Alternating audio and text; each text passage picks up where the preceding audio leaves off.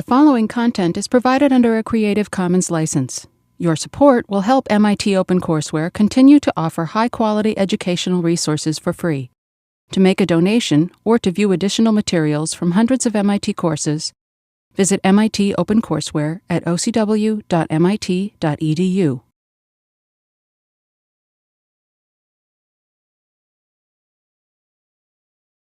This is very exciting. In the previous lecture, we learned all about buffer overflow attacks. And today we're going to continue to discuss some techniques to launch these attacks. So the basic idea of all these buffer overflow attacks is as follows. So first of all, they leverage a couple different facts.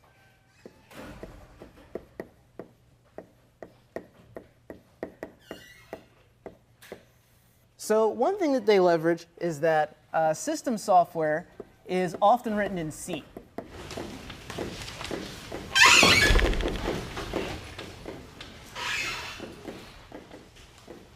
And so by system software, I mean things like databases, compilers, network servers, things like that, right? And you can also think of things like your favorite command shell. All those types of things are typically written in C.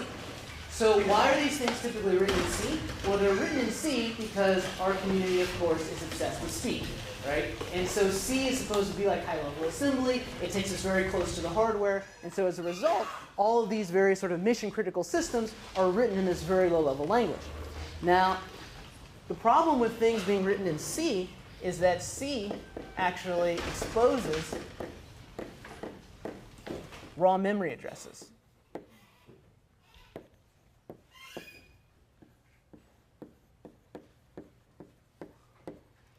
Right? And so not only does it expose raw memory addresses, but it also performs no bounds checking when programs manipulate those raw addresses. Right? And so as you can imagine, this is a recipe for disaster. Okay? So once again, why doesn't C check these bounds? Well, one reason is because the hardware doesn't do that. And people who write in C typically want the maximum amount of speed possible. Right? The other reason is that in C, as we'll discuss later, it can actually be very difficult to determine the semantics of what it means to have a pointer that's actually in bounds. So in some cases, it would be very difficult for the C runtime to automatically do that. Now we'll discuss some techniques which will actually try to do that type of automatic inference. But as we'll see, none of these techniques are fully bulletproof. And so these attacks also leverage knowledge of the x86 architecture.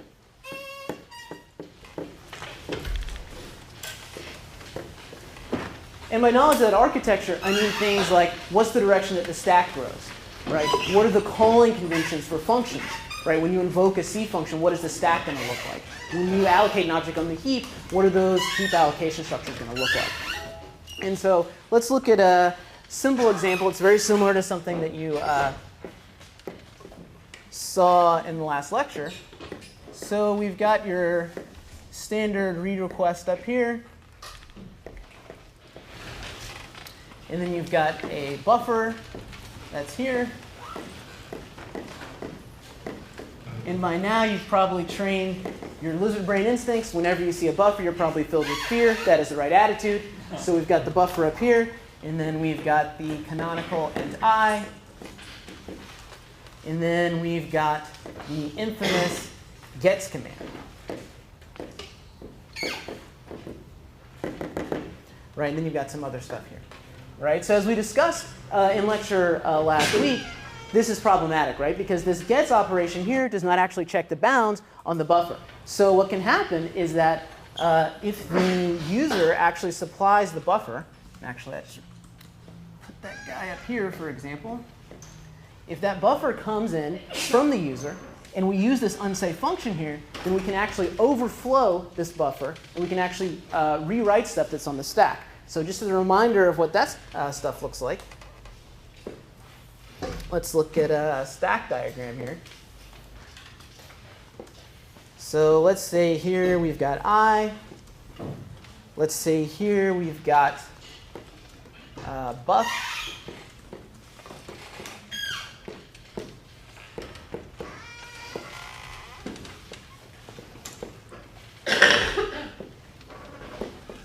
right? So we've got the first address of buffer here. We've got the last one up here. I apologize for my handwriting. I'm used to writing on the marker board. You should pray for me. So anyways, so then up here, we've got the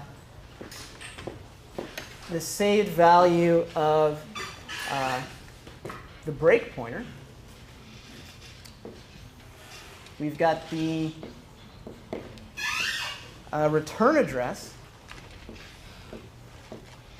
for the function there. And then we've got some other stuff from the previous frame. Right? And so don't forget, we've got the stack pointer, which goes there. And then we've got the new break pointer, which goes here.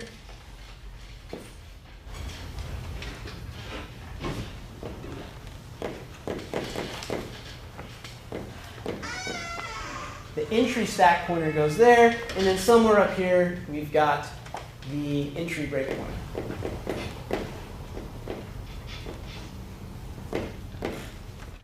Right? So just as a reminder, the way that the Stack Overflow works is that basically it goes this way. Right? So when the gets operation is called, we start writing bytes into buff, and eventually it's going to start overwriting these things that are on the stack. And so this is basically, should all look pretty familiar to you. So what does the attacker do to take advantage of that? It basically supplies that long input. And so the key idea here is that this can be attacker supplied, right? And so if this return address is attacker supplied, then basically the attacker can determine where this function is going to jump to after it concludes its execution. So what can the attacker do once it's actually been able to hijack that return address and jump wherever it wants? Well, basically, the attacker is now running code with the privileges of the process that it's just hijacked, for example. So if that process was a high priority process, let's say it was running as root or admin or whatever they call the super user in your favorite operating system, then now that program, which is controlled by the attacker, can do whatever it wants using the authority of that high priority program.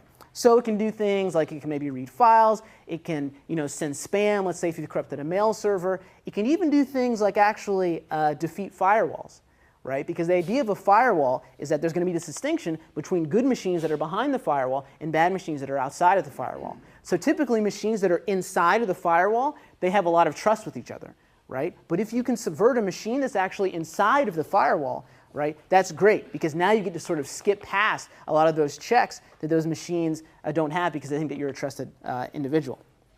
So one thing you might be thinking, right, I remember I was thinking this when I was a student, was, OK, fine, so I've showed you how to do this buffer overflow, but why didn't the OS stop this?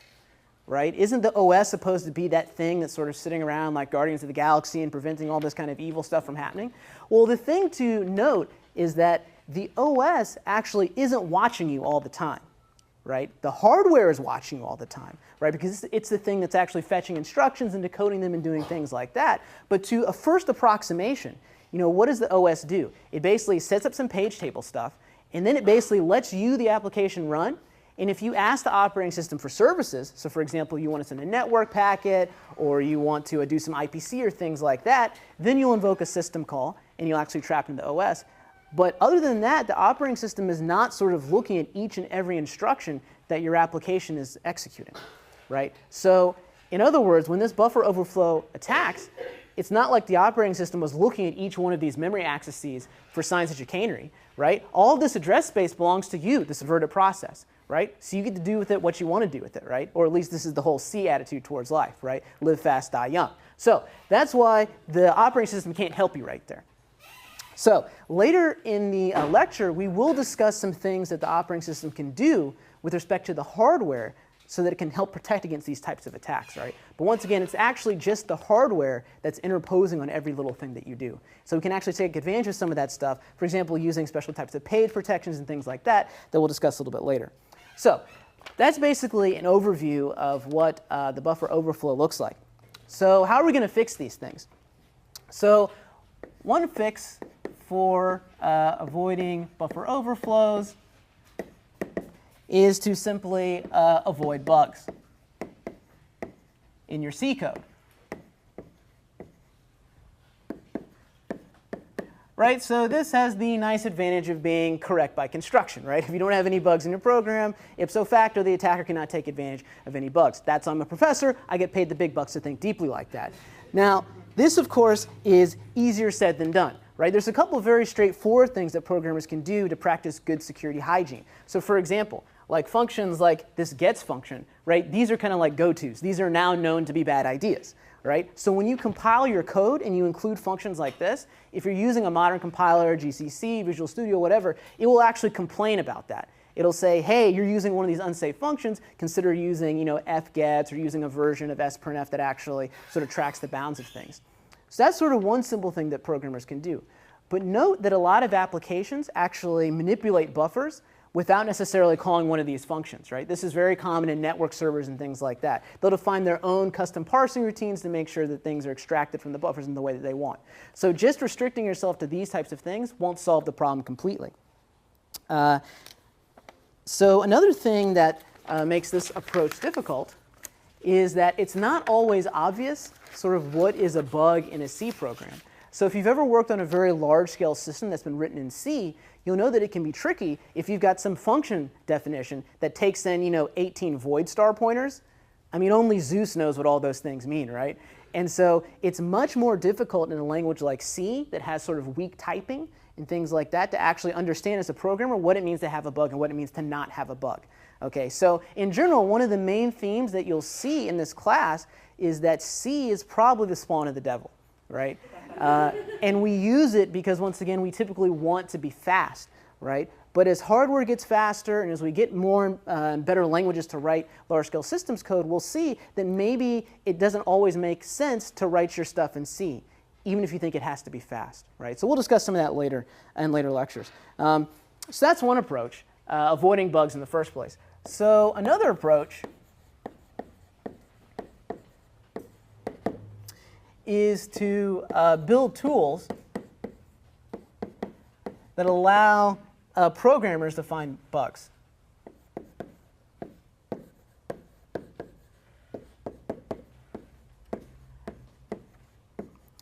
And so an example of this is something that's called static analysis. Now we'll talk a little bit more about static analysis in later lectures, but suffice it to say that static analysis is a way of analyzing the source code of your program before it even runs and looking for potential problems. So imagine that you have a function like this.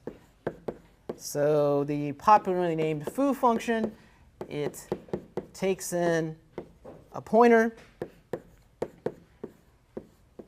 Let's say it declares some integer offset value. It declares another pointer and adds the offset to that pointer. Now, even just at this moment in the code, right, static analysis can tell you that this offset variable is uninitialized, right? So essentially, you can do things like saying, is there any control flow through this program by which offset could have been initialized before it was actually used in this calculation here? Now, in this example, it's very simple to see that the answer is no, right? You can imagine that if there were more branches or things like this, it'd be more difficult to tell. But one thing that a static analysis tool could tell you, and in fact, one thing that popular compilers will tell you, is you'll compile this and it'll say, hey, buddy, this has not been initialized. Are you sure this is what you want to do? Right? So that's one very simple example of static analysis. Another example of what you can do is, let's say after this we had a branch condition here.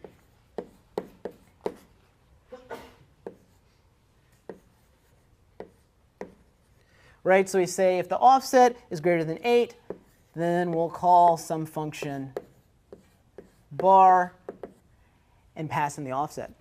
Now, one thing you can note about this is that this branch condition here actually tells us something about what the value of offset is, right? Ignoring the fact that it wasn't initialized, we do know that once we get here, we know that offset actually has to be greater than 8. So in some cases, what we can do is actually propagate that constraint, that notion that offset must be greater than 8, into our analysis of bar, right? So when we start statically analyzing bar, we know that offset can only take certain values. Okay, so once again, this is a very high-level introduction to static analysis. We'll discuss it more in later lectures. But this is a basic intuition of how we might be able to detect some types of bugs without even executing your code. So does that all make sense? And so another thing you think about doing, too, is what they call program fuzzing. So the idea behind program fuzzing is that essentially you take all of the functions in your code and you essentially throw random values for input to those functions, right? And so the idea is that you want to have high code coverage for all of your tests, right? So if you go out in the real world, typically when you check in unit tests, you can't just do things like, I tried values 2, 4, 8, and 15 because 15 is an odd number, so I probably tested all the branches, right? What you actually have to do is you have to look at things like I said, how many branches in the program overall were actually touched by your test code, right? Because that's typically where the bugs hide. The programmers don't think about the corner cases, and so as a result, they do have some unit tests that pass. They may even have bigger tests that pass, but they're not actually hitting all the corner cases in the program. So static analysis can actually help with this fuzzing here, once again using things like this notion of constraints. So for example, in this program here, we have this branch condition here that's specified with offset being greater than 8. So we can know what that offset is statically, so we can make sure that if we're automatically generating fuzzed inputs, we can ensure that one of those inputs hopefully will ensure that somehow offset is less than 8, one will ensure that offset's equal to 8, one will ensure that it's greater than 8. So does that all make sense? Cool. So that's the basic idea behind the notion of building tools to help programmers find bugs. So the nice thing is that even sort of partial analysis can be very, very useful, particularly when you're dealing with C.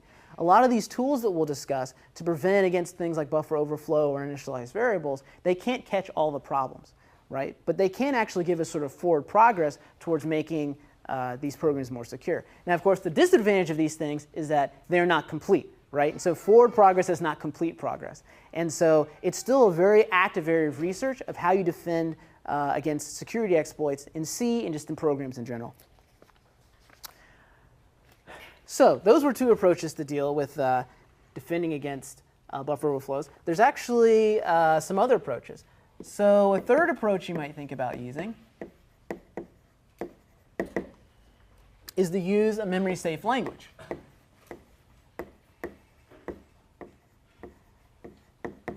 And so examples of these are things like, Python,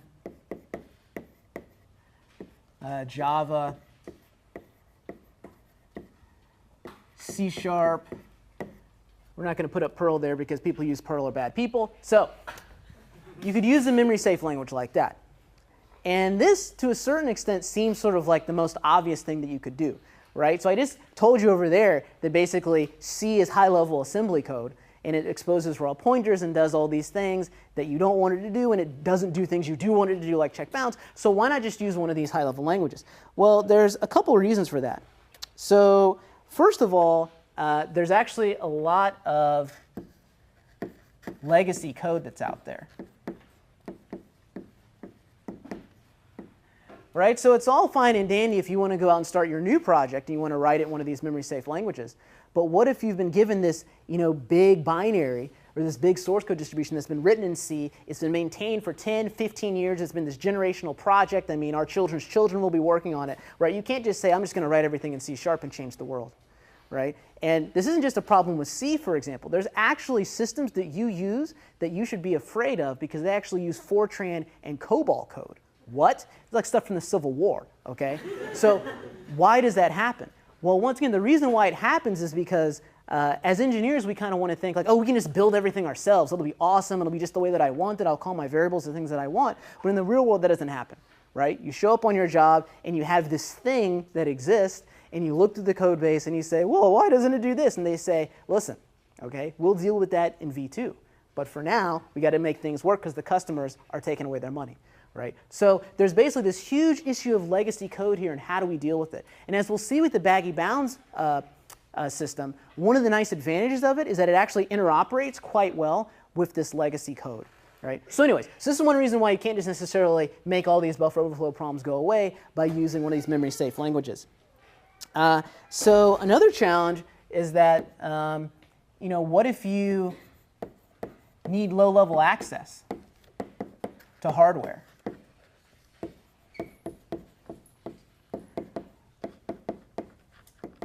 Right? This might happen if you're writing something like a device driver or something like that. So in that case, you really do need sort of the benefits that C gives you in terms of being able to look at registers and actually understand low-level interrupts and things like that.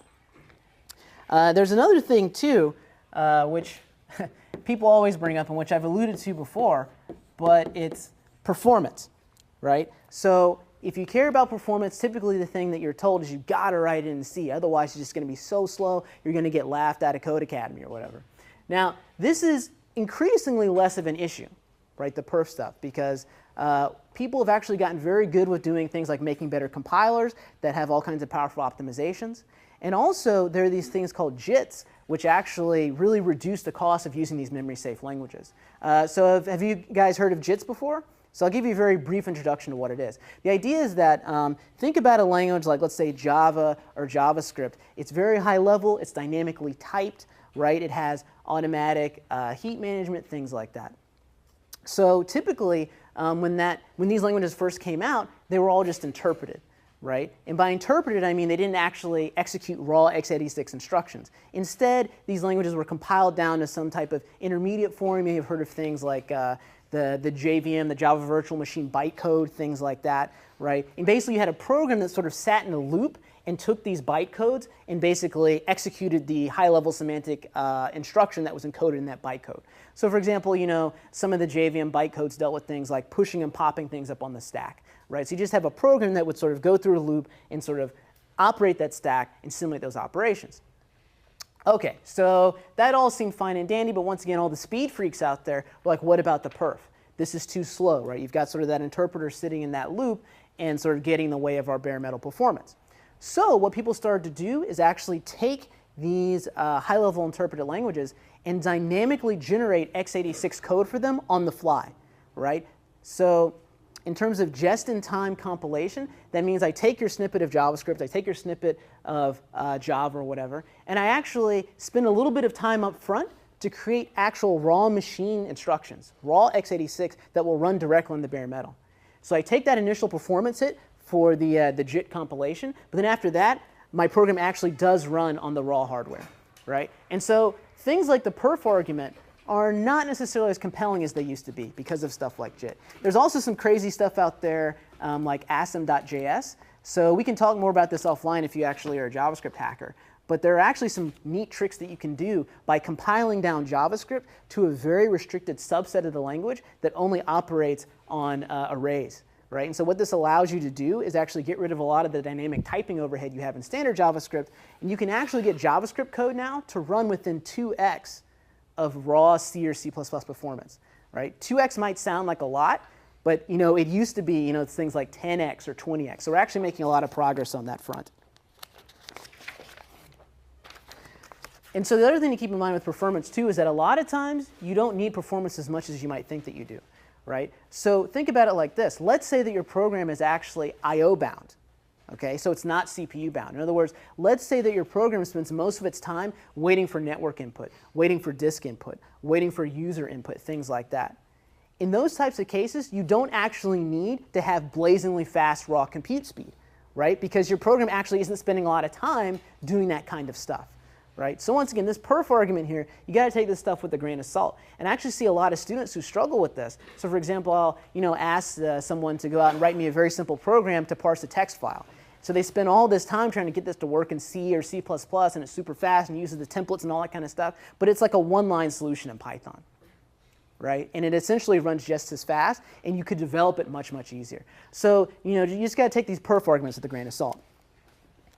So anyway, so we've discussed 3 ways that you can possibly avoid these buffer overflows. So just avoid bugs in the first place. Lol, that's difficult to do.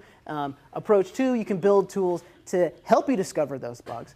And then approach 3 is, in a certain sense, you can push those tools into the runtime, and you can actually hopefully rely on some of the language runtime features to prevent you from seeing raw memory addresses, and to do things like bounce checking and so on and so forth.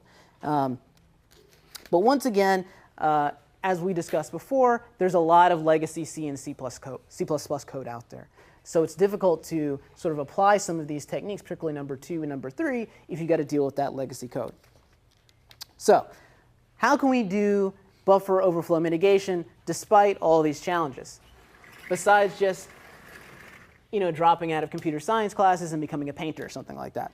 So what actually is going on in a buffer overflow? So in a buffer overflow, the attacker exploits two things.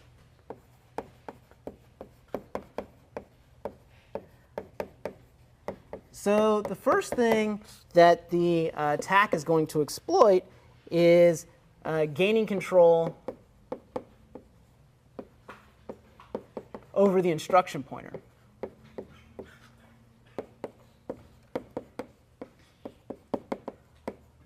Right? And by this, I mean that somehow the attacker figures out some place in the code that it can make the program jump to, against the program's will. Now, this is necessary but insufficient for an attack typically to happen. Because the other thing that the attacker needs to do is basically make that pointer point to malicious code.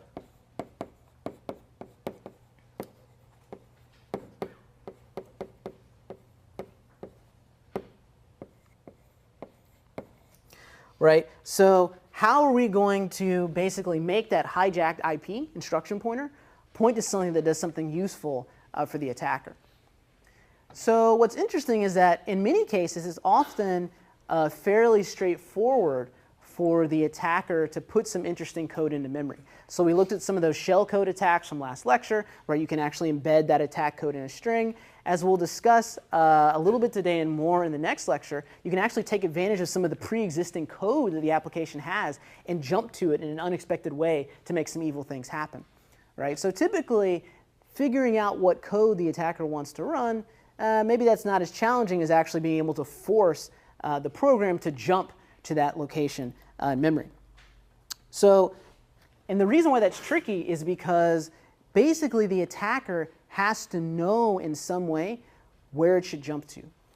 Right? So as we'll see in a second, and as you actually saw in last lecture, a lot of these shellcode attacks, they actually take advantage of these hard-coded locations in memory, right, where the instruction pointer needs to get set to. So some of the defenses that we're about to look at can actually randomize things in terms of like code layout, heap layout, and make it more difficult for the attacker to figure out where things are located. So let's look at one simpler mitigation approach first. So this is the idea of stack canaries. Right? And so the basic idea behind stack canaries is that during a buffer overflow, it's actually OK if we allow the attacker to overwrite the return address if we can actually catch that overwrite before we actually jump to the place that the attacker wants us to go. Okay? So basically, here's how it works. So let's return to yield stack diagram. Essentially, we have to think of it as like a magic value, basically in front of the return address, right? Such that any overflow would have to sort of hit the canary first and then hit the return address. And if we can check that canary before we return from the function, then we can detect the evil. So let's say that, once again, we've got the buffer here.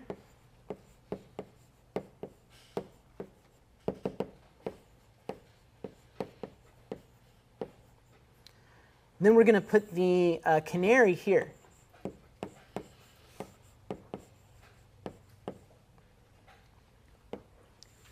And then this will be the saved value of the break pointer. And then this will be the return address. So once again, remember the overflow goes this way. So the idea is that if the overflow wants to get to that return address, it first has to trample on this canary thing here, right? So you have a question? Why does it have to touch canary? Well, because assuming that the attacker doesn't know how to sort of jump around in memory sort of arbitrarily, right? The way that traditionally these buffer overflow attacks work is that you sort of look in GDB, you sort of figure out where all this stuff is, and then you just essentially just have this string, this array that sort of grows this way, right? Now you're correct that if the attacker could just sort of go here directly, yeah, then all the bets are off, right? But in the very simple buffer overflow approach, everything basically just has to grow sort of strictly that way, right? And so the basic idea behind the canary is that we allow the buffer overflow exploit to take place.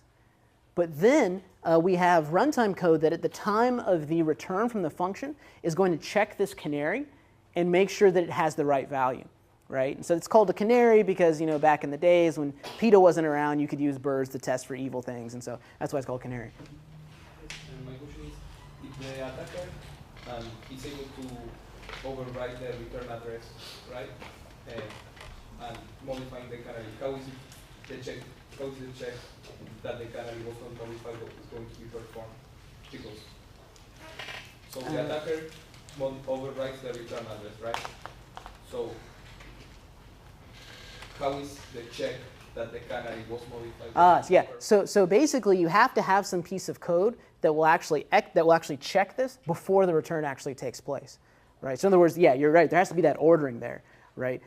So essentially, what you have to do is you have to have support from the compiler here, right? That will actually extend the calling convention, if you will, such that part of the return sequence is before we actually treat this value as valid, make sure this guy hasn't been trampled. Then and only then can we then jump somewhere else. I feel like I might be jumping the gun here, but doesn't this assume that the attacker can't just find out or guess what the canary value is? That, in fact, is the very next thing in my lecture notes. If I had prizes, you'd get one. I don't have any, so, but good for you, gold star. That's exactly correct, right? So, one of the next things I was about to say is, what's a problem with this scheme, right? What if, for example, on every program, we always put the value A, just like a bunch of, four values of A, because this is like a single 32-bit word, right? Then you'd have that exact problem that you just mentioned, right? Because then the attacker, this kind of gets back to your question, he or she knows how big this is, right? This is deterministic on every system. So you just make sure that your buffer overflow has a bunch of A's here, right? And then you overwrite this stuff. So you're exactly right about that. And so there's basically different types of values you could put here in this canary to try to prevent that, right? So one thing that you can do here is you can use this. This is sort of a very funny type of canary, but it basically exploits the ways that a lot of C programs and C functions handle special characters. So imagine that you use this value for the canary. Okay, so the binary value 0, which is like the null byte, right, the null character in ASCII, right? Carriage return, line feed, and then the -1, right? So what's funny about this is that a lot of the sort of functions that you can exploit, right, that manipulate strings, for example, they will stop when they encounter one of these words or one of these values, right? So like imagine that you're sort of using, some string manipulation function to go up this way. It's going to hit that null character. Oops, it's going to stop processing, right? Or maybe if you're using sort of a line-oriented function, right, carriage return line feed, that's often used as the line terminator. So once again, you're using that dangerous function. It's trying to go this way. It hits that. Oops, it's going to quit, right? And the -1 is sort of another similar magic token. So that's one way you can get around that. Yeah, 1 second. And then another thing you can do is you can use a randomized value, right? So here, you just sort of punt on this whole idea of trying to figure out what exactly it is that might cause that attack to terminate, and you just pull some random number out of the ether, making it difficult for the attacker to guess what that is, right? Now, of course, this random value, its strength is basically based on how difficult it is for the attacker to guess that, right? So if the attacker, for example, can understand that maybe there's only, let's say, 3 bits of entropy in your system, then maybe the attacker can do some type of like brute force attack, so on and so forth. So one thing to keep in mind in general is that whenever someone tells you, here's a randomized defense against, attack foo, if there are not a lot of random bits there, that attack may not give you as much defense as you think. I think you had a question? In regards to the deterministic value, usually what tends to happen is you read from another buffer and you write into that buffer on the stack. So in that situation, it seems like that deterministic canary is kind of useless. Because I read from this buffer, I know what the canary is, and I have this other buffer that I control it, and I never check. In that buffer, I can put as much data as I want. I know the deterministic canary, so I can override it very safely. So I don't see how this really works in what scenario it's because you're assuming you're reading from the buffer on the stack and you're going to stop. Well, we're assuming so we're writing to the buffer, right? So basically, the idea is that you write some sort of two long strings sort of this way. And then the idea is that if you can't guess what this is, then you can't basically put this value inside of your overflow string.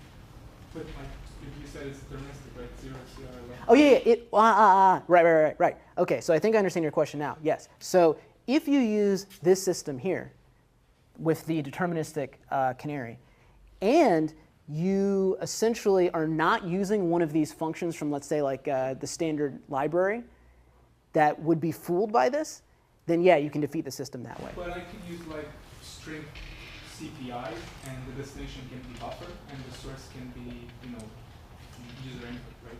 And that would not protect me against that. So I'm not sure. I'm not sure I understand the attack. So string CPI would take from the user input all my data, would overwrite the canary. And you're saying, I think I understand what you're saying. Right, because the idea is that, yeah, you can fill this buffer with bytes from wherever, right? But the idea is that unless you can guess this, then it doesn't matter, right? But you're correct that, in general, anything that allows you to guess this or randomly get that value correct will lead to a defeat of the system.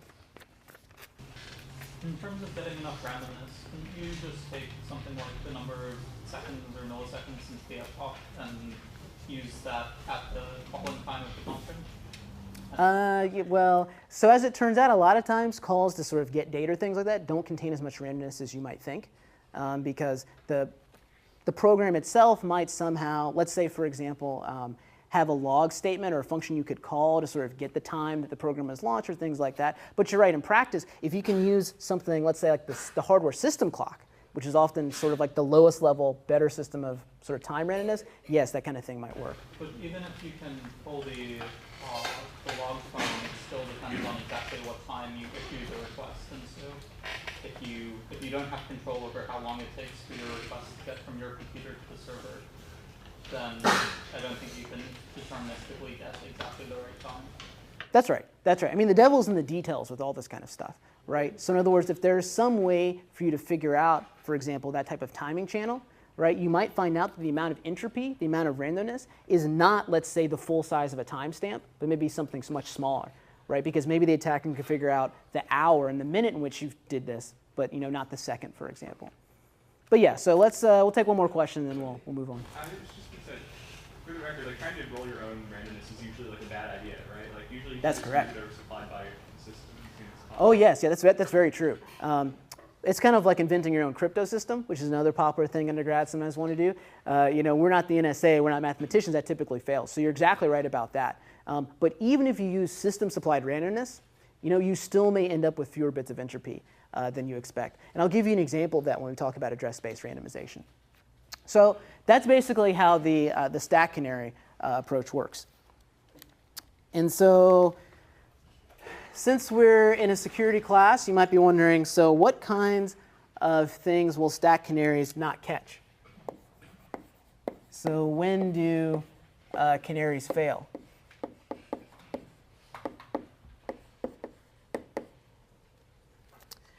Right, so one way that they can fail is if the attacker overwrites things like function pointers.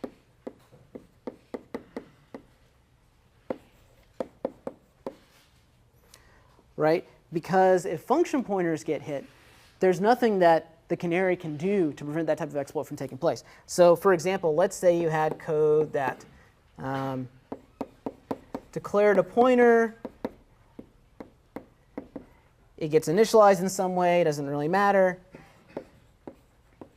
Then you have a buffer here. Once again, the gets function rears its ugly head. And then let's say down here, we assign some value 5, let's say, to the pointer. Right? Now note that we haven't actually tried to attack the return address of the function that contains this code. Right? When we do the buffer overflow, this pointer address up here is going to get corrupted. Right? And so what ends up happening is that if the attacker can corrupt that pointer, then the attacker is able to write 5 to some attacker-controlled address. right? So does everyone see how the canary doesn't help here? Because we're basically not attacking the way that the function returns. Won't the pointer be below the buffer? Won't the pointer? So yeah, so you're worried about, is it going to be here or is it going to be here? Well, I'm worried about will you actually be able to access where the pointer is when you're over? Yeah. So you can't necessarily, so it's a good question. So I think in a lot of the previous examples, you've been assuming that this guy would be sort of here, like in the stack. So if the stack is growing this way, then the pointer would be down here. But the order of the particular variables, it depends on a bunch of different things. It depends on sort of the way that the compiler lays stuff out. It depends on sort of the calling convention of the hardware, so on and so forth. But you're right that if the basically if the buffer overflow was going this way, but the pointer was sort of in front of the buffer, yeah, then this wouldn't work. Why can't you associate the canary with the function just like you did with the return address? So that's an interesting point. So you could do those things. Right? In fact, you could try to imagine a compiler that whenever it had any pointer whatsoever, it would always try to add padding for various things. Right? So as it turns out, schemes like that will quickly get expensive in terms of like all the code that's sort of added to have to check for all those types of things.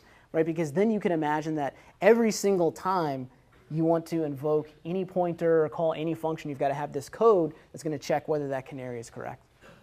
But yeah, in principle, you could do something like that. So does this make sense? So we see that canaries don't help you in this situation. And so another thing, as we've discussed before, is that if you can guess the randomness,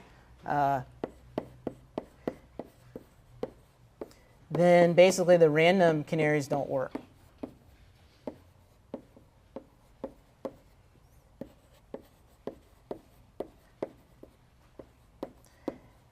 And producing sort of secure sources of randomness is actually a topic in and of itself. That's very, very complicated. So we're not going to go into great depth about that here.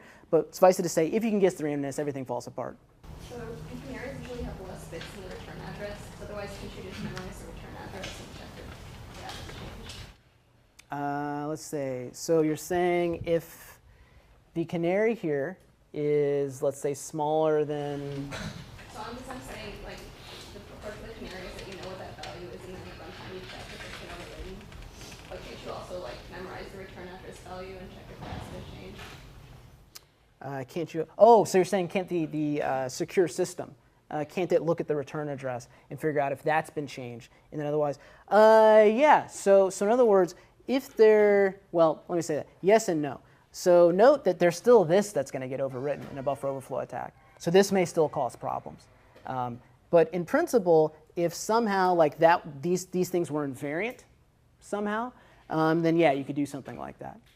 But the problem is that in many cases, this return address, the bookkeeping overhead for that would be a little bit tricky, right? Because you can imagine that a particular function may get called from different places, and so on and so forth.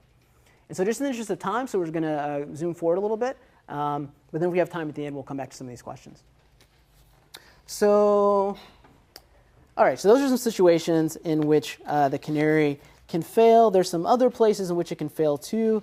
So for example, one way that it might fail is with malloc and free attacks. So this is sort of a uniquely C-style attack. So let's see what happens here. So imagine that you have two pointers here, P and Q. And then imagine that we issue mallocs for both of these. Right? We give P 1024 bytes of memory. We also give Q 1024 bytes of memory. And then let's say that we do a stir copy on P from some buff that's controlled by the attacker. Okay, so here's where the overflow happens. And then let's say that we free Q. And then let's say that we free P. Okay, so it's fairly straightforward code, right? 2 pointers, we malloc some memory for each one of them. We use one of these unsafe functions, the buffer overflow happens, then we free a Q and we free P. So let's assume that P and Q, the memory that's assigned to them, are nearby in terms of the layout, in terms of memory, right? So both of these objects sort of lie next to each other in the memory space. So there's some subtle and sort of evil things that can happen here, right? Because this stir copy here might actually it'll sort of fill P with a bunch of stuff, but it might also corrupt some of the state that belongs to Q. Okay, and this can cause problems. And some of you may have done things like this unintentionally, right? In your own code, when you have some type of weird use of pointers, and then stuff sort of seems to work, but then when you call free later on, it's seg faults or something like that, right? What we're going to talk about here is a way that an attacker can sort of take advantage of that behavior. And we're actually going to explain why that happens. So imagine that inside the implementation of free and malloc, an allocated block looks like this. So let's say that there is, the app visible data that lives up here, and then let's say you had a size variable down here. This is not something that the application sees directly, right? But this is sort of like some bookkeeping info that the free or the malloc system sort of tracks, so it can know the sizes of the buffers that it allocated. So let's say that a free block has some metadata that looks like this. Right, so maybe you've got the size of the free block here, and then you've got a bunch of empty space here. And then let's say, this is where things get interesting, you've got a backwards pointer, and then you've got a forward pointer.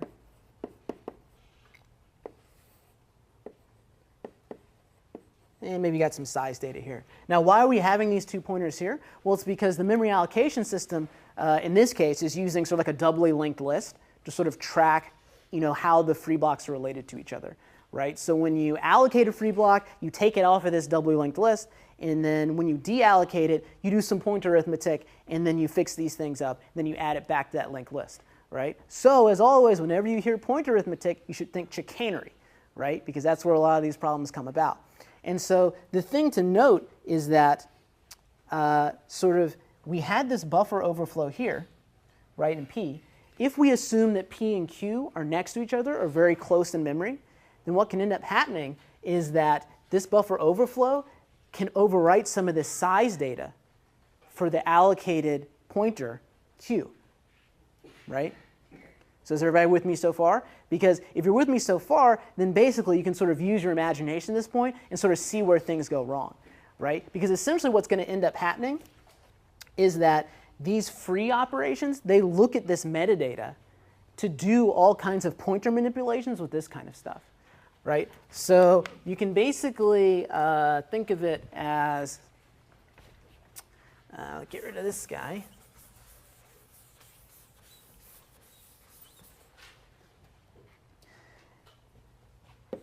Somewhere in the implementation of free, it's going to get some pointer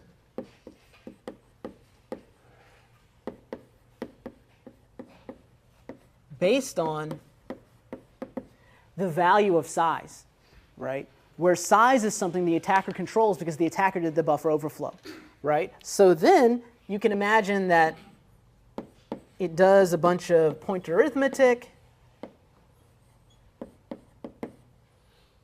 right? So it's going to look at the back and the forward pointers of this block, and then it's going to do something like update the back pointer and also update the forward pointer.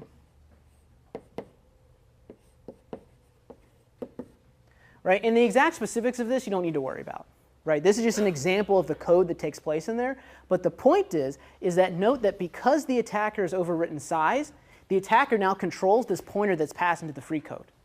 Okay? And because of that, these two statements here, these are actually pointer updates, right? This is a pointer somewhere, and because the attacker has been able to control this P, he actually controls all this stuff too. So this is where the attack can actually take place, right? So when the free code operates and it tries to do things like, for example, merge these two blocks, right? That's typically why you have things like this double linked list, because if you have two blocks that are adjacent to each other and they're both free, you want to merge them into one big block. Well, we control size. That means we control this whole process here. That means if we've been clever in how these overflows are working, at these points we can write to a memory in a way that we choose. So does that make sense? And like I said, this type of thing often happens in your own code when you're not being very clever with pointers and you make some mistake with double freeing or whatever. This is why stuff will segfault sometimes, right? Because you've sort of messed up this metadata that lives with each one of these allocated blocks. And then at some point, this calculation will point to some garbage value and then you're dead, right? But if you're the attacker, you can actually choose that value and use it for your own advantage. Okay, so now let's get to another approach for sort of getting rid of some of these buffer overflow attacks. And that approach is bounds checking.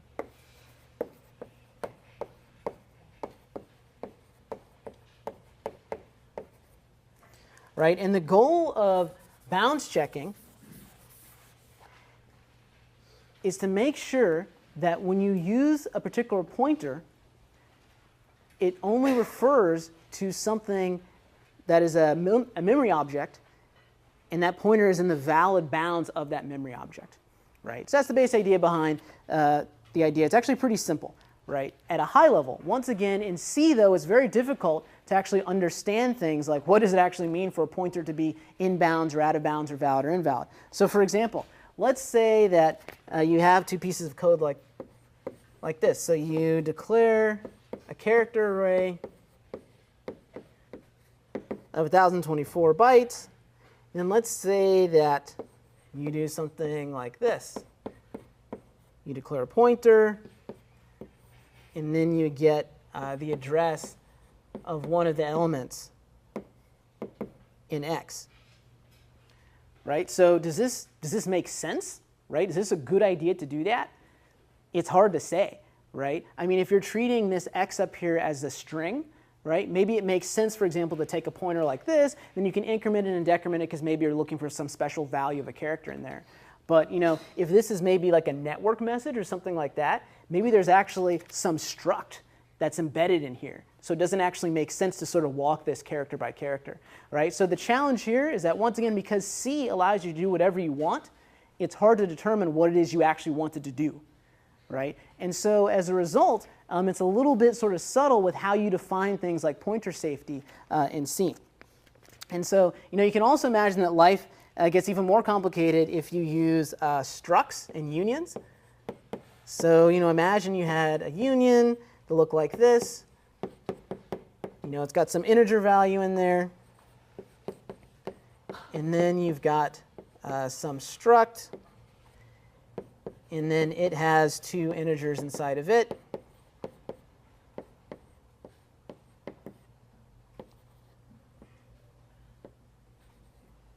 Oops. Right, so don't forget the way that the unions work is that basically the union is going to allocate the maximum size for sort of the largest element.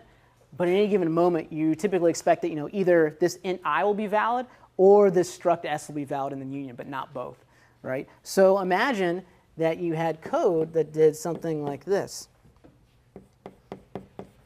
You get a pointer to the address of this guy.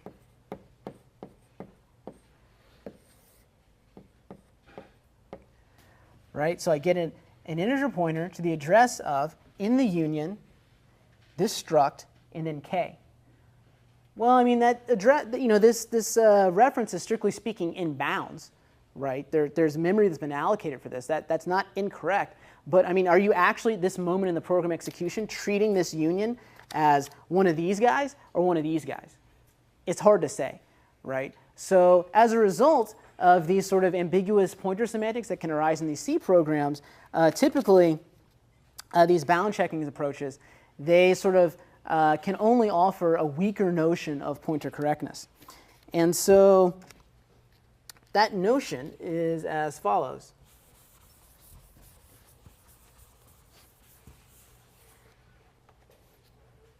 So if you have a pointer p prime that's derived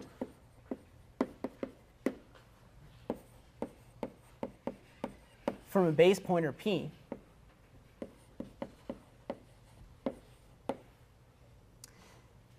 then p prime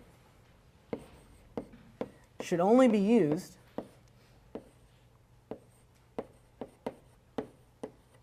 to dereference memory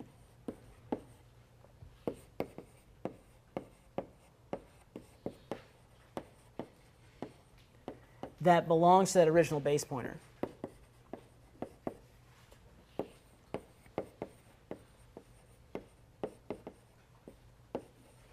Right? So for a derived pointer in p prime that's derived from some original 1p, then p prime should only be used to dereference memory that belongs to p. So note that this is a weaker goal than enforcing completely correct pointer semantics, right? Because, for example, you could still have weird issues like with this union here, for example. Maybe at this particular point in the program, it wasn't correct for the program to be able to reference that particular value in the union, right? But, you know, at least this pointer reference is sort of in bounds, right? So maybe, you know, in this example up here, maybe this sort of creation of this pointer here sort of violated the sort of semantics of the network message embedded in X. But at least you're not trampling on arbitrary memory, right? You're only trampling on memory that belongs to you.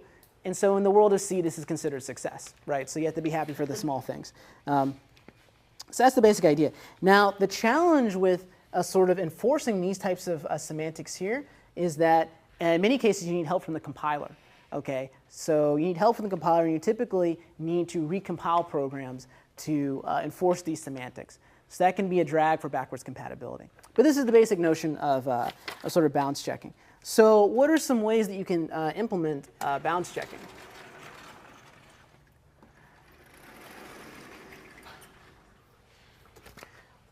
So one very simple way is this notion called electric fences.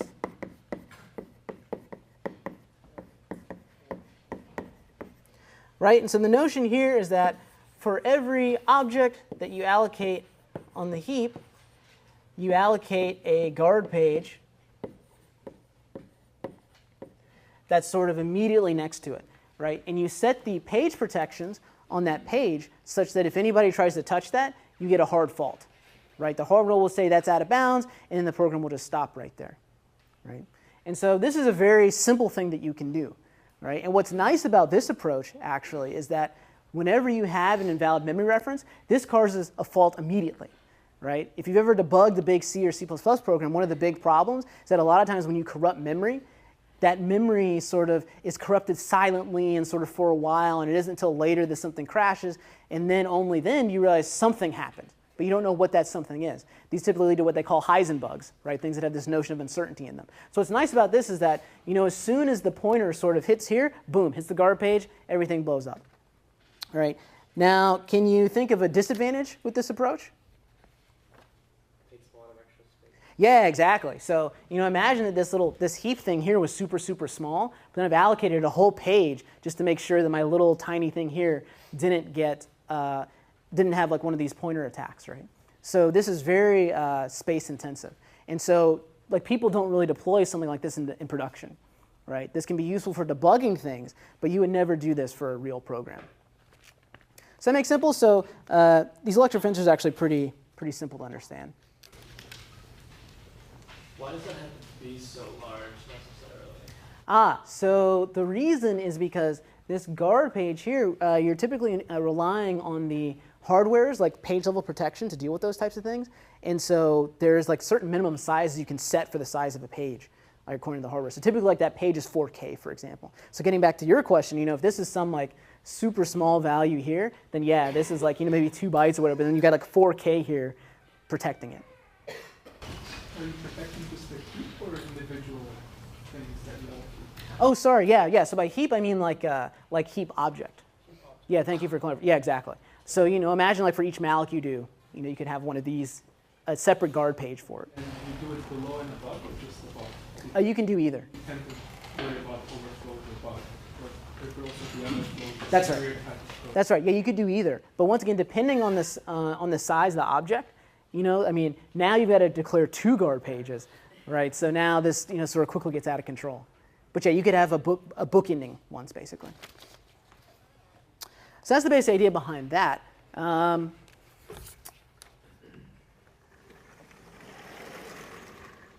Actually, yeah, we can erase this guy. And then another approach you could look at is what they call fat pointers. And so the idea here is that you actually want to modify the pointer representation itself to include bounds information in it. So, if you look at your regular 32-bit pointer,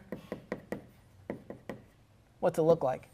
Well, it's just 32 bits, and then you got an address in it, right? If you look at a fat pointer,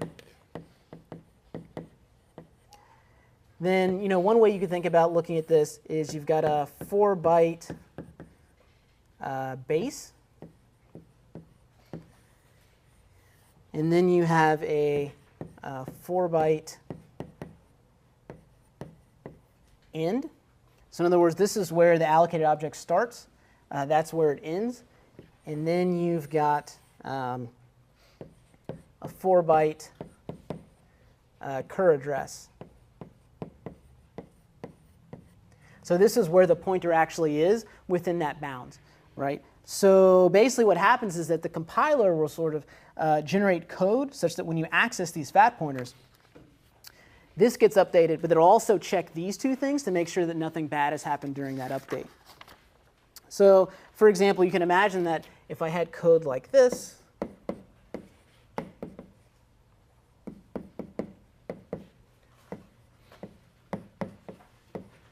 so I have an int pointer, and then I allocate 8 bytes. So assuming that we're on a 32-bit architecture, this should point to 2 integers, space for 2 integers.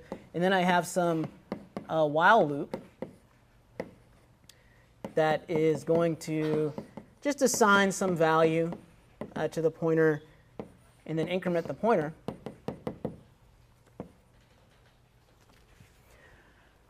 What you'll see is that the current address for this pointer, like at this point in the code, will point to the base, right? And then every time we sort of iterate through here, we can see that we are either checking a bound or incrementing a bound, right? So at this point, when we want to dereference it, we can actually check and see is the current address of that pointer in this range. And if it's not, we can throw an exception here, so on and so forth, right? So, and once again, where is this taking place? This is taking place in new code that the compiler generated. So one question that came up on the online discussion group, some people were saying, what is instrumented code? What does that mean, right? So when I say that the compiler generates new code, imagine that this is what you see as a programmer, but sort of before this operation actually takes place, imagine the compiler inserted some new C code here that basically looked at these base bounds here, and then if there was something out of bounds, it would then do an exit or an abort or something like that. Right? So that's what it means to say that there is instrumented code. It's that you take the source code, use the programmer C, add some new C source code, and then compile that bigger program. Right? So the basic idea, I think, behind the fat pointers is pretty simple. There's some disadvantages to this. The biggest disadvantage is that, oh my goodness, look how big your pointers are now. Right? And so what this means is that you can't just take a fat pointer and pass it to an unmodified off-the-shelf library. right? Because it may have certain expectations that pointers are a certain size, and when you give it this thing, it's gonna blow up. You also have trouble if you want to include these types of pointers in structs or things like that, because that can actually change the size of the struct, right? And so a very popular thing in C code to do is to take like size of a struct, you know, and then like do something as a result of that, like reserve some disk space for a struct of that size, so on and so forth. So this causes all that stuff to blow up, right? Because once again, the pointers have gotten very, very big. And another thing which is a bit subtle, but it's that these fat pointers typically will not be able to be updated in an atomic fashion, right? So on 32-bit architectures, typically if you do like a write to a 32-bit variable, that write is atomic, right? But now these pointers are these 3 integer-sized things, right? So if you have any code that takes advantage of the fact that it expects pointer writes to be atomic, then you may get in trouble here, right? Because you can imagine that to do some of these checks, you have to sort of look at the current address and then look at this, and then you might have to increment that, and so on and so forth. So this can cause very subtle concurrency bugs if you have code that depends on that atomicity of the writes. So does that all make sense? So that's one approach you could do. But kind of like electric fences, this has some sort of nasty side effects that means that people don't typically use that in practice. So now we can start talking about bounds checking with respect to the shadow data structures that are mentioned in the baggy bounds paper. So the basic idea for these shadow data structures is for each object that you allocate, you want to store how big the object is.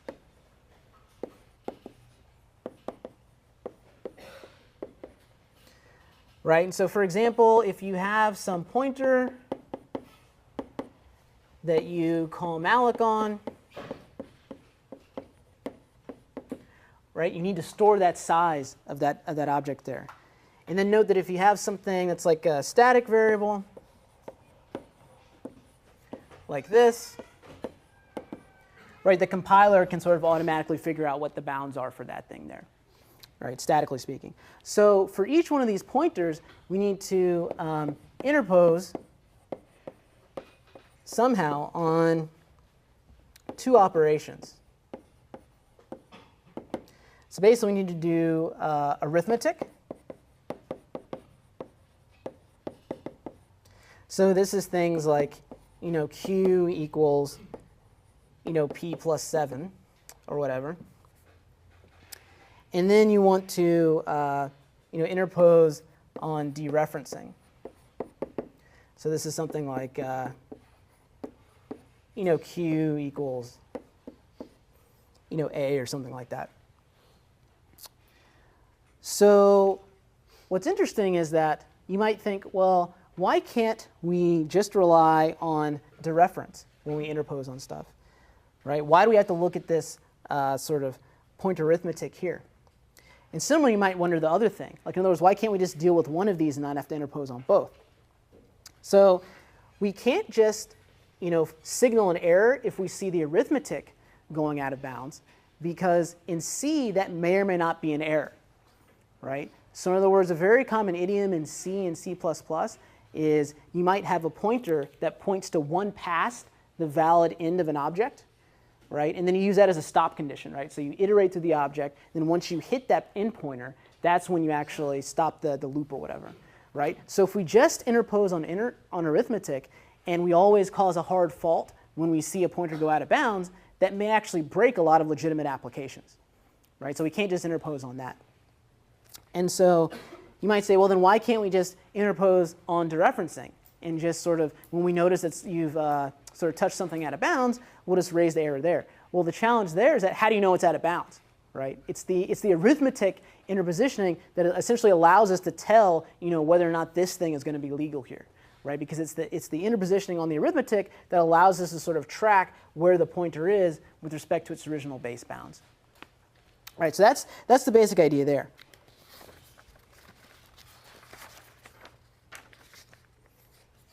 And so the next question is, how do we actually implement the bounds checking system?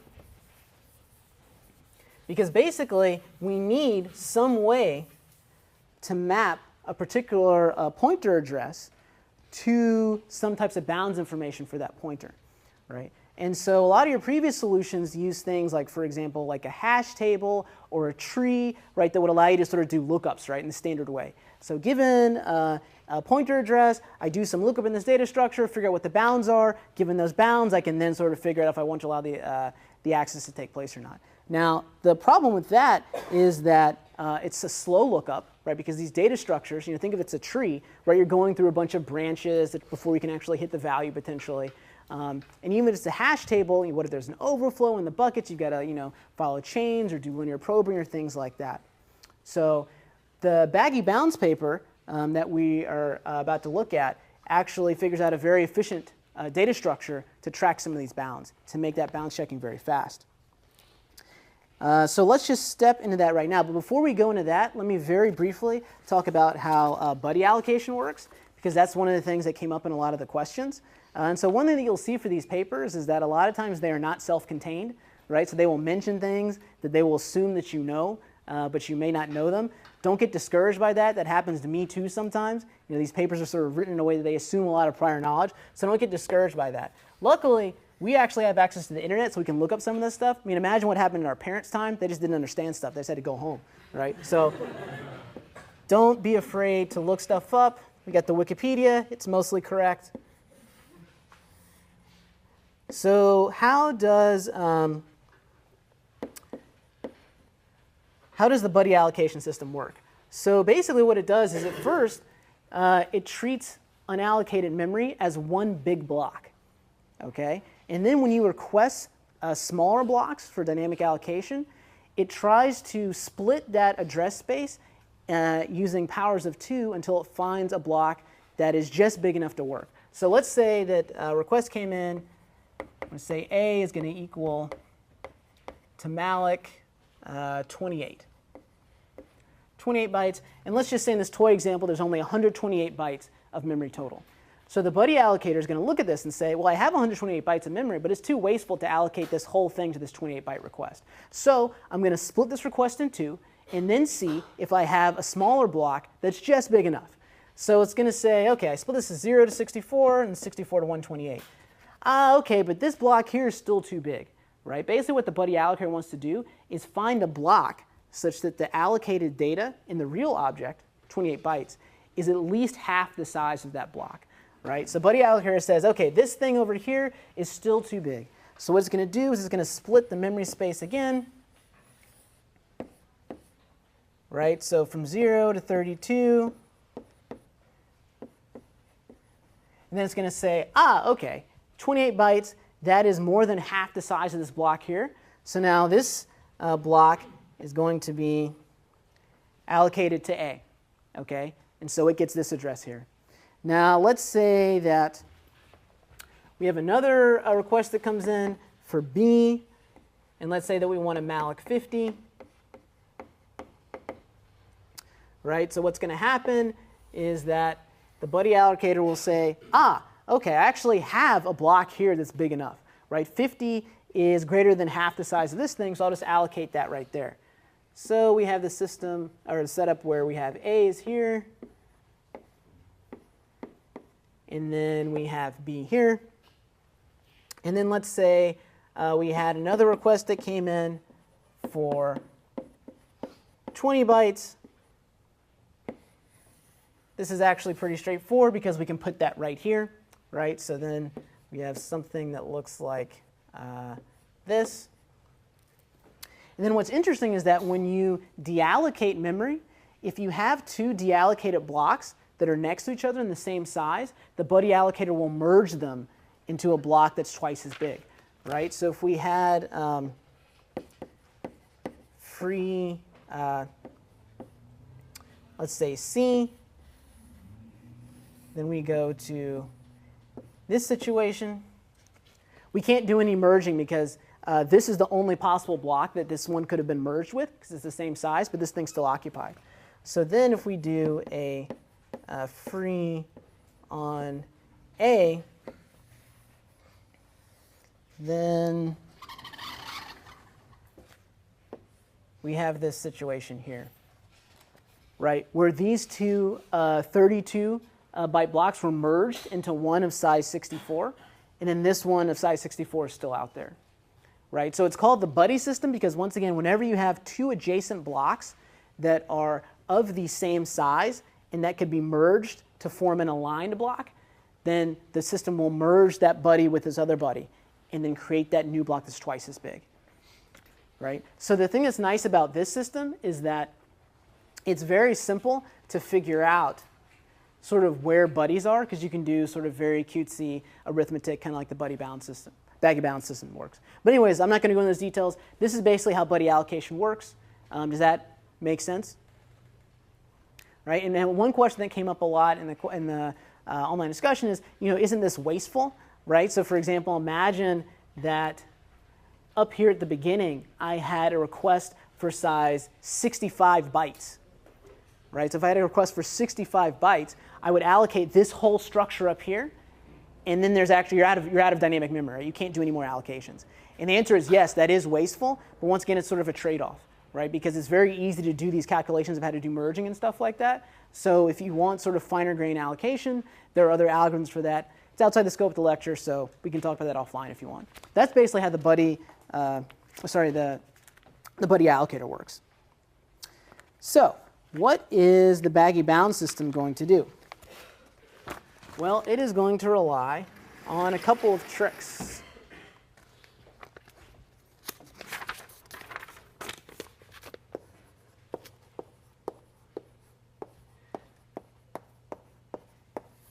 So the first idea is you round up each allocation to a power of 2,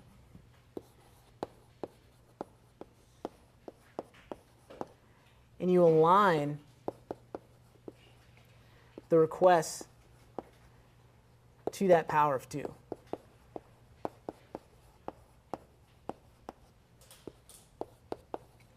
Right, and so essentially the buddy allocator is very nice because it handles a lot of that for you. Right, it sort of naturally will do that kind of thing because that's just the way that it sort of allocates and deallocates memory. And so the second thing that's going to happen, the baggy bound system, is you express each bound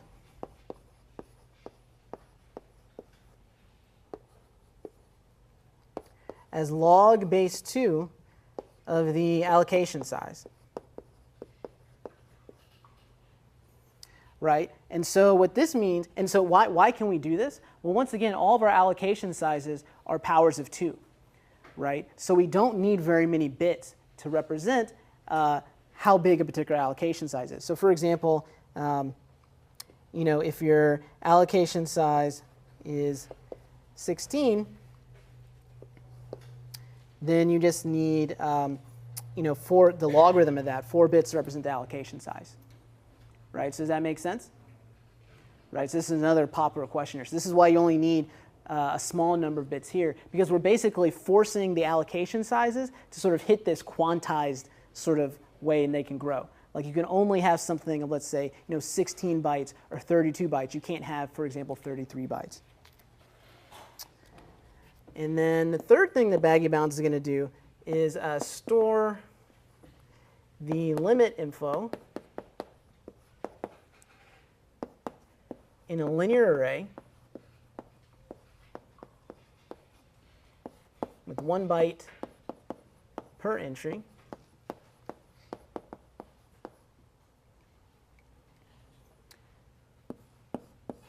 But we're going to allocate memory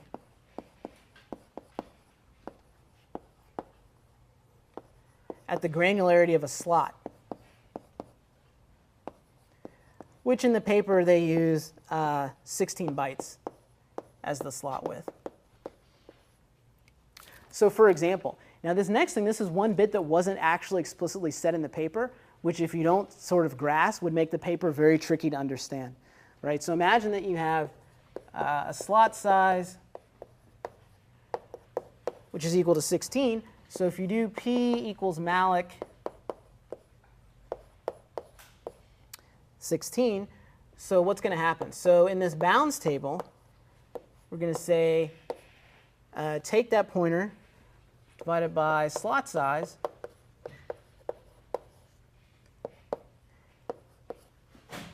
is going to equal 4, right? So in that bounds table, we're going to put the logarithm of the allocation size in the table. Does that make sense? Okay, now what the tricky thing is, let's say that you had something like this.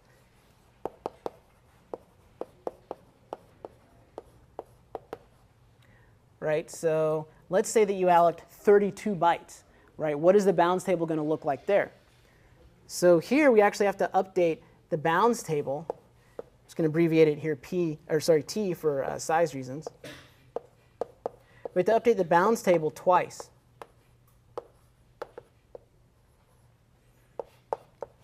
Right, once for the first slot of memory that this allocation takes up, and then a second time for that second slot that it takes up.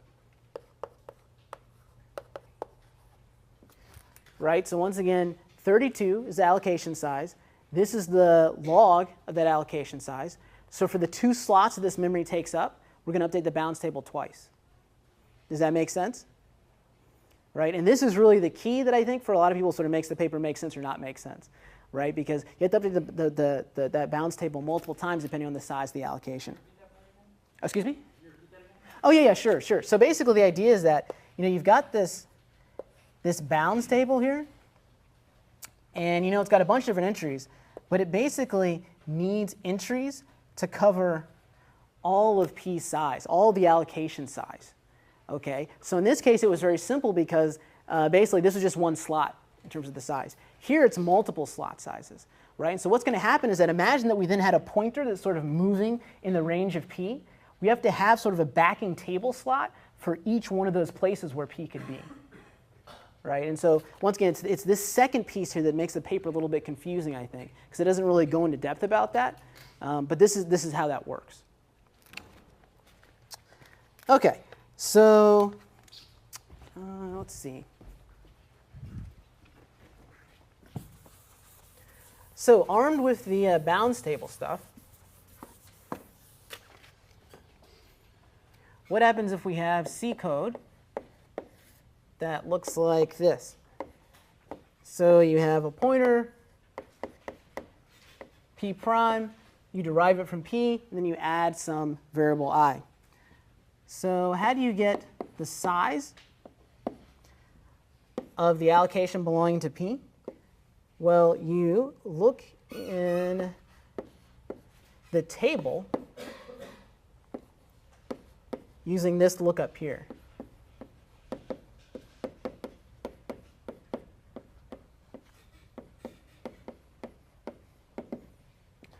Right? So the size of the data that's been allocated to P is going to be equal to 1, and then you left shift that by looking in the table, taking that pointer value, and then right shifting that by the log of the table size.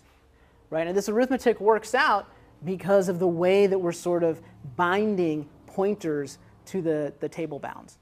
Right? So this will get us, this thing right here will get us sort of the log of the size, and then this thing over here basically expands that into like the regular value. Right? So for example, if the size of this pointer were 32 in terms of the bytes that was allocated, right? This is going to get us 5 when we look at it on the table. Then when we left shift it this way, left shift the 1 this way, then we're going to get 32 back again for here.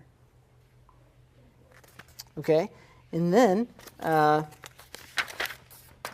if we want to find the base of that pointer, we take the pointer itself,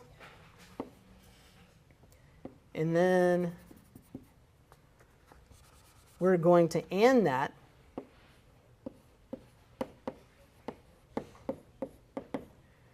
with the size minus 1. Now what this is going to do is this is actually going to give us sort of a mask, if you can think of it. And that mask is going to allow us to sort of recover the base here. And so imagine that your size equals 16. So 16 equals this in binary, right? So there's a bunch of zeros off this way. Then we've got a 1 here, and we've got some zeros over here. Okay? So if we look at the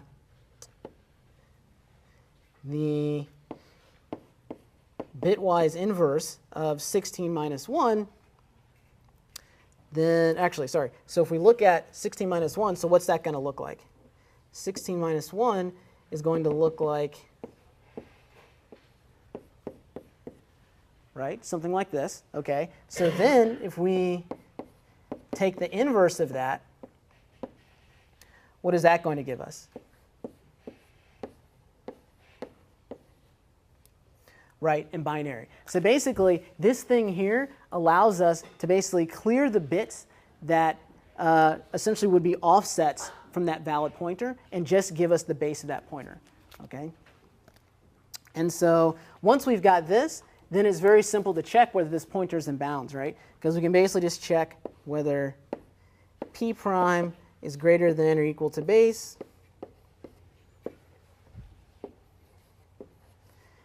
And whether p prime minus the base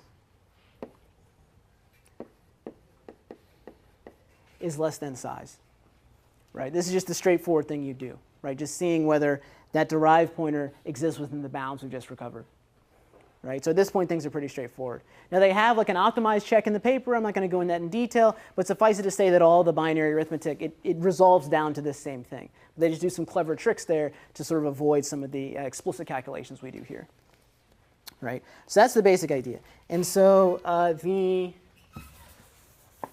fifth trick that the baggy bound system uses